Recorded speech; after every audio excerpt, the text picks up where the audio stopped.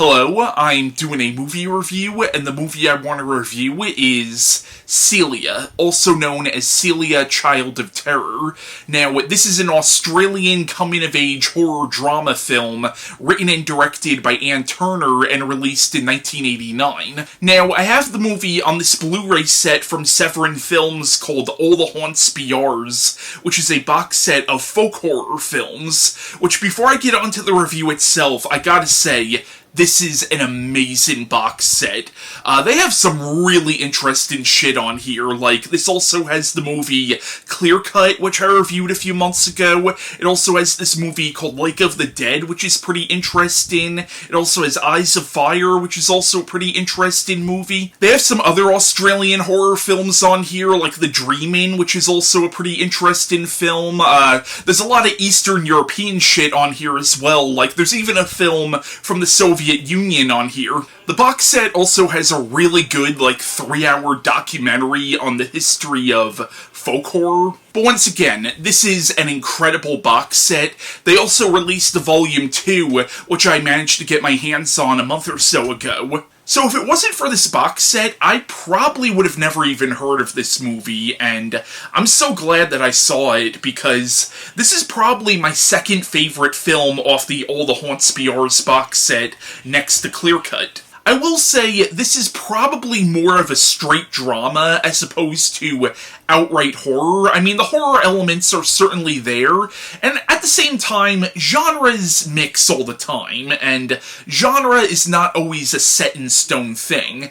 I also do have a much wider definition of horror than most people do, and I honestly feel like people have a tendency to sort of put horror in, one little box. Like, if it's not Freddy Krueger, then it's not horror, when the horror genre is so much wider and so much all-encompassing than people give it credit for. So if you want to classify this as horror, I don't think you're completely wrong. In fact, in my opinion, those make some of the most interesting movies are the ones where the genre is not clearly defined. Now, this is boiling it down, but the film almost feels like an amalgamation of The Bad Seed meets Lord of the Flies meets Pan's Labyrinth, even though this came out 18 years before Pan's Labyrinth. Because much like Pan's Labyrinth, this is a film about a young girl who escapes into fantasies in order to get away from the ugliness of the real world. And this is the story of an innocent girl whose worldview is warped and twisted by the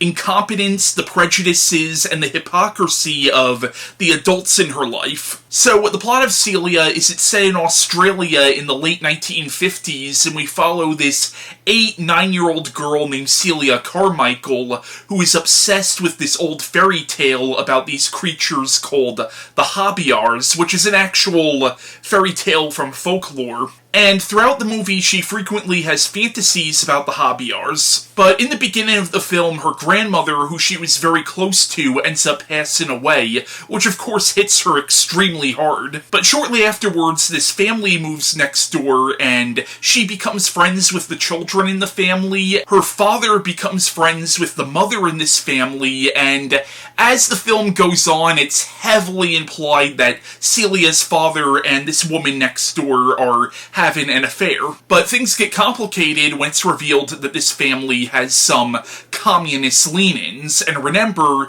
this was the 1950s, which was really the beginning of the Cold War, and the Red Scare wasn't just going on in America at the time, it was also going on in Australia, and England, and any Western country at this time. So now all of a sudden Celia is being told that she can't play with these kids next door anymore, they're communists, they're bad people, as her father calls them. Now, Celia also has a love for rabbits, which she got from her grandmother, and her father sort of reluctantly gets her a pet rabbit. But should be noted that in Australia at this time, rabbits were actually considered vermin. They were basically considered almost like an invasive species, and the government eventually made it illegal to own a rabbit unless you had, a special permit. So the government ends up cracking down on people who have pet rabbits, and Celia is forced to give up her pet rabbit. Celia is also dealing with a group of bullies, and the fact that her friends next door are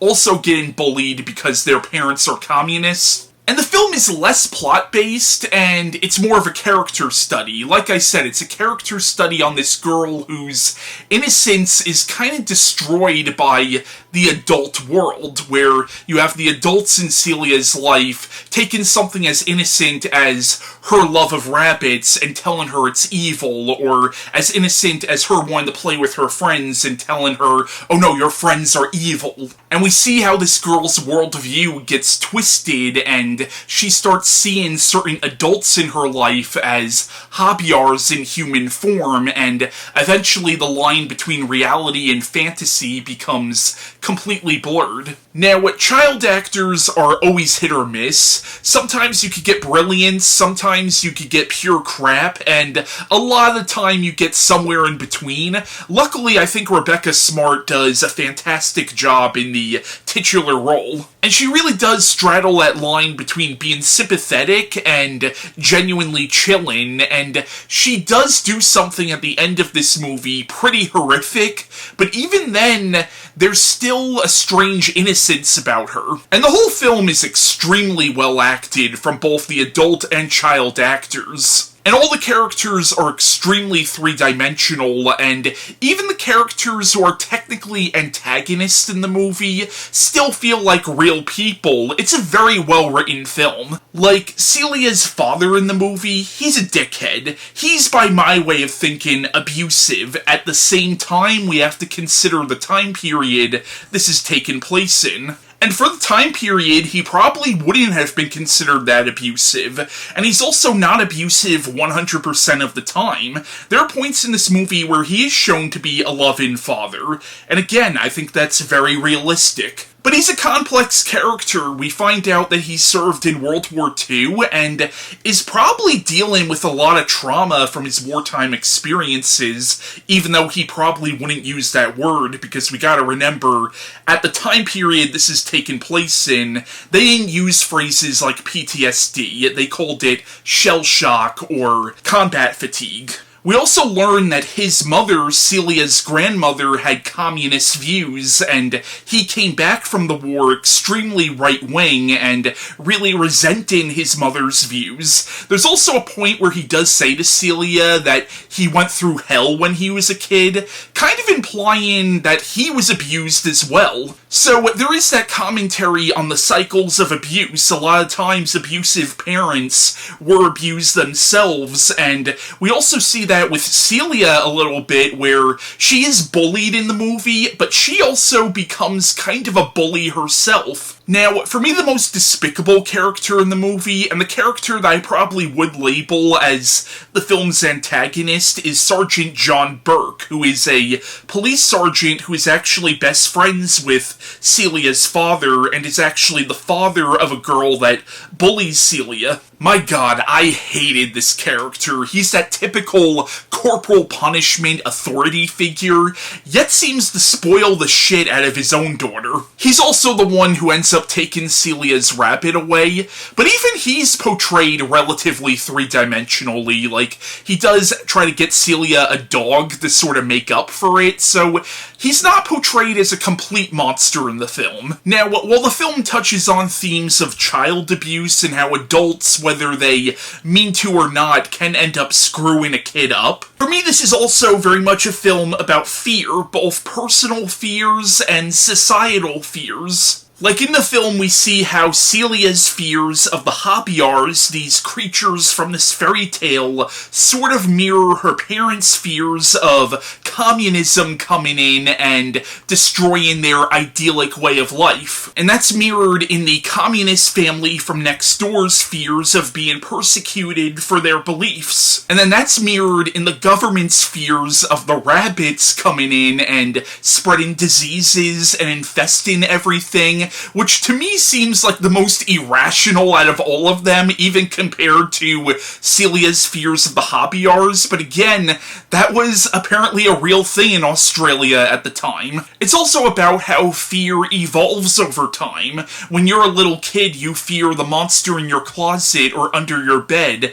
As you get older, you start to fear things like a loved one dying, cancer, something in society that you can't control, or like an environmental disaster or some kind of natural disaster. So, like, again, fear always stays with us, but it evolves as you get older. And you could tie this into societal fears in general, like way back when people used to fear demons and witches, and in a lot of ways maybe those fears haven't gone away, but maybe they just evolved into fear of the communist, or as we get more into like the 21st century, fear of the terrorist, or fear of just the other in general. And again, all these themes of fear is tied in with the Hobyahs, and the Hobyahs are creepy as shit in this movie. The film uses them sparingly, but there is like a vignette earlier on in the film that completely reenacts the old Hobyah fairy tale, and again,